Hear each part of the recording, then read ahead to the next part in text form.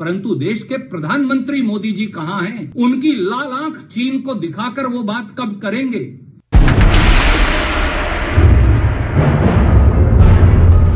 मैं हिंदुस्तान के आदरणीय प्रधानमंत्री जी को एक बार फिर से बधाई देना चाहती हूँ। आज उन्होंने एक और डिजिटल स्ट्राइक चाइना के ऊपर करी, जिसकी बहुत ज्यादा आवश्यकता थी। और पबजी के साथ साथ 118 जो मोबाइल ऐप्स थे उनको बैन कर दिया है। चीन को वहां पर मारने की हमें आवश्यकता है जहां उसको दर्द होता है, यानी कि वो पैसे का भूखा है। उसको जो है ना, विस्तारवाद की कहानी और विस्तारवाद की भाषा उसके लिए बहुत जरूरी है।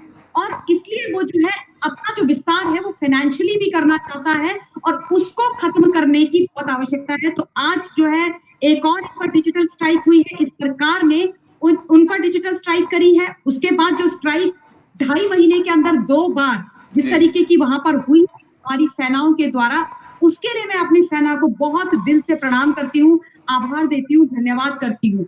2 बार चीन की जो सेना है उसने नापाक कोशिश करी, घटिया और गंदी कोशिश करी हमारे यहाँ हमारे देश में घुसने की, हमारे सैनिकों को डराने और दबाने की, लेकिन उनको खत्म कर दिया गया, उनके इरादों को ध्वस्त कर दिया गया। पहले से प्रो अप्रोच लेकर के उनको प्रीएम्प्ट करके उनको वहीं पर खत्म कर दिया जहां से वो हमारे खिलाफ कोई कार्यवाही करने की कोशिश कर रहे थे।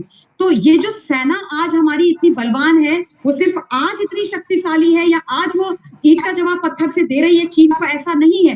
सेना तो हमारी इतनी वीर और इतनी जांबाज पहले से थी, लेकिन हाँ, आज उनके पीछे उतने ही जांबाज और उतने ही पॉलिटिकल स्ट्रॉन्ग विल वाले प्रधानमंत्री भी खड़े हैं, जिससे क्या होता है, फ्रंट पे जो वीर लड़ रहे हैं ना, जो जवान लड़ रहे हैं, उनका जो साहस होता है वो दुगना हो जाता है कि हम यहाँ पर हर वो कार्यवाही कर सकते हैं जो हमारे देश के लिए अच्छी है, जो हमारी मातृभूमि के लिए अच्छी है, और हमारे देश के प्रधानमंत्री हमारे साथ खड़े रहेंगे। एग्जैक्टली वही हो रहा है। लेकिन ये बात राहुल गांधी, जयचंद गांधी और उसके साथियों को पसंद नहीं आ रही है। उनके जो एक वो पत्रकार एक उनके जो बी टीम, वो सुरजेवाला, रणदीप सुरजेवाला, आप लोगों के राजस्थान के ही है ना वो? जी जी।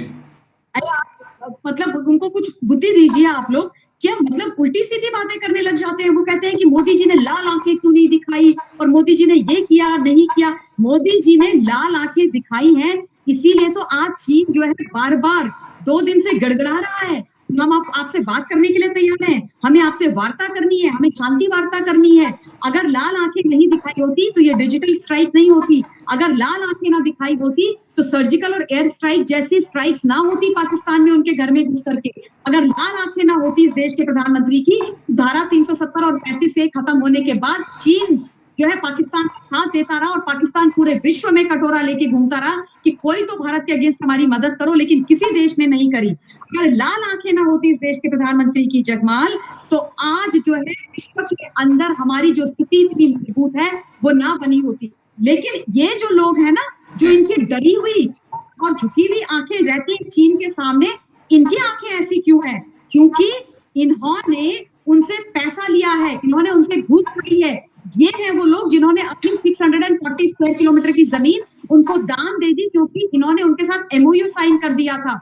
ये इन्होंने गलत किया है, ये आज की सेना पर और आज की सरकार पर थोपने की कोशिश कर रहे हैं। ये बर्दाश्त नहीं किया जाएगा। ये हर बारी जब हिंदुस्तान को जरूरत होती है, हिंदुस्तान की सेना को जरूरत होती है, मुझे ये समझ में नहीं आता है कि ये खाते भारत का है, रहते भारत के अंदर है और जाकर के खड़े हो जाते हैं चीन और पाकिस्तान के साथ।